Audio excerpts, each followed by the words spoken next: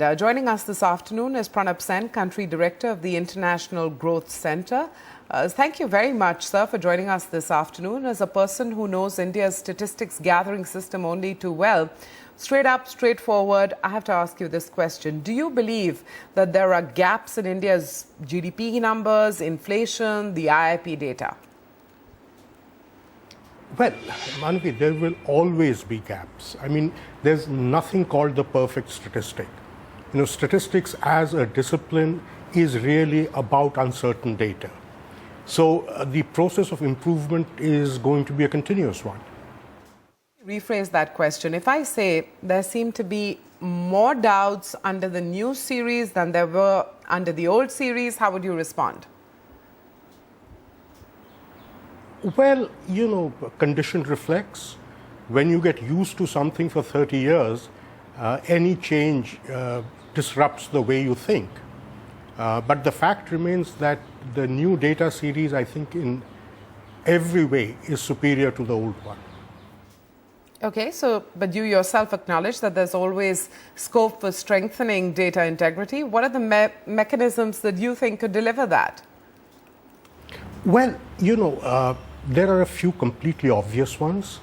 The first is that our price data that we use for deflating the current price data that we get from the balance sheets, the price data requires fixing, and it requires fixing urgently. The second is that our employment data doesn't come in frequently enough. And without that, we have really no way of cross-checking the relationship between output and employment. What about disaggregated data, geography-wise, industry-wise? Is that a pressing need in your opinion? Well, as far as production data is concerned, the situation isn't so bad. We've got fairly geographically distributed data on production. The problem really comes on the expenditure side of the GDP calculations, where we have no idea what the geographical dispersion of investments are. We don't know where savings are originating, and so that becomes a little bit of a problem.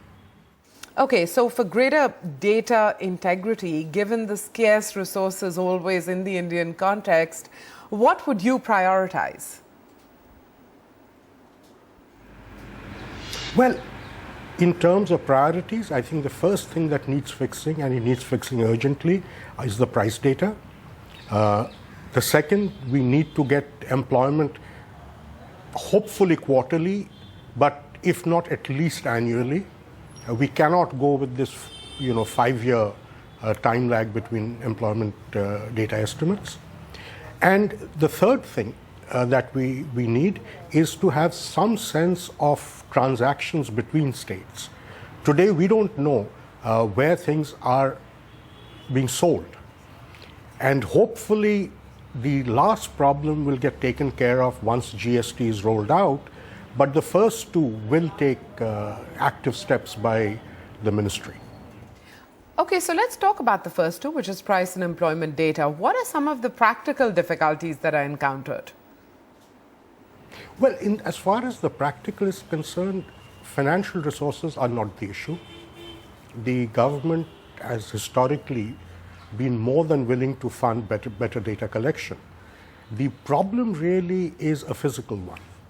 Which is that most of this data is collected by, experienced investigators going into the field and getting the data from the source.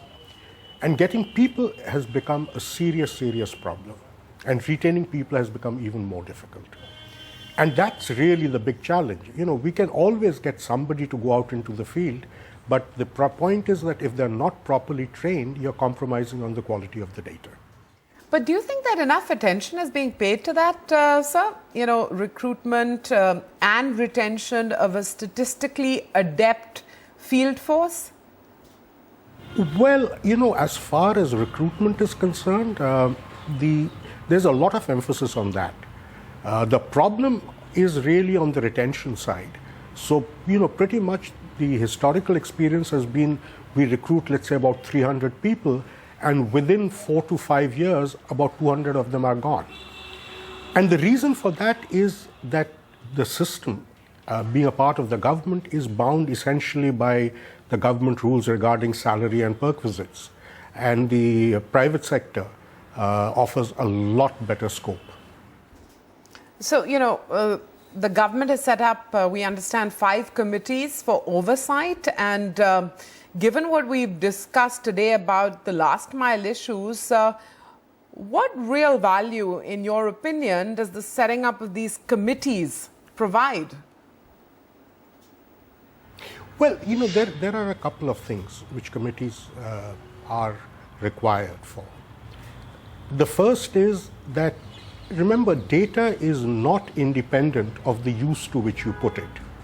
And in fact, data should always be generated from the other side, which is you first understand the use and then you determine the nature of the data that you need to generate. And committees actually go into this because the committees are the ones who look at the user's angle and then define the data requirements appropriately. So that's number one. Number two, there is continuous change in data standards internationally. You have the UN statistical system, which is the arbiter of international standards. And, every so often they keep bringing out new definitions, new methodologies, new kinds of data. And it's necessary to keep track of these and assess the extent to which we can incorporate those into our data collection system. I just want to actually bring up some data points to understand the whole debate and some of the issues a little better. When you see IIP expansion of 2.4% in FY16, while the GDP grew 7.6%, just looking at those two sets of growth numbers, is there reason enough for doubts and questions to be raised? Well, there are two things. Yes, there is, I think, it's a reason for doubt. The question is, what do you doubt? Do you doubt the IIP or do you doubt the GDP? That's where the debate is. And the assumption is that the IIT is perforce correct, which I find very strange, considering that the IIP is actually based on 2004-5 structure of the Indian economy, and which has become obsolete at least 5 to 6 years ago. So that I think is really the big problem. Okay, finally, I'm going to put this to you. What is the academic defense that you would put forward in favor of the new series? Well, one of the things that the new series threw up, which the old series would not have, is the fact that between 2011 and 2015, Indian industry saw enormous increases in productivity. Now, in a country like India, where we are so far behind the global standards of productivity, this is important. It's telling us something about the future.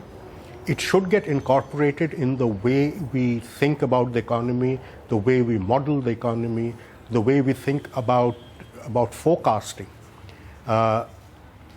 And this is something that I think the academic world needs to take up, that the new data is telling you something. So instead of criticizing it, would you take a look at what is the new information that is coming out from this data? Well, I'm going to leave it at that. Pronab Sen, Country Director, International Growth Center, thanks very much for joining us this afternoon.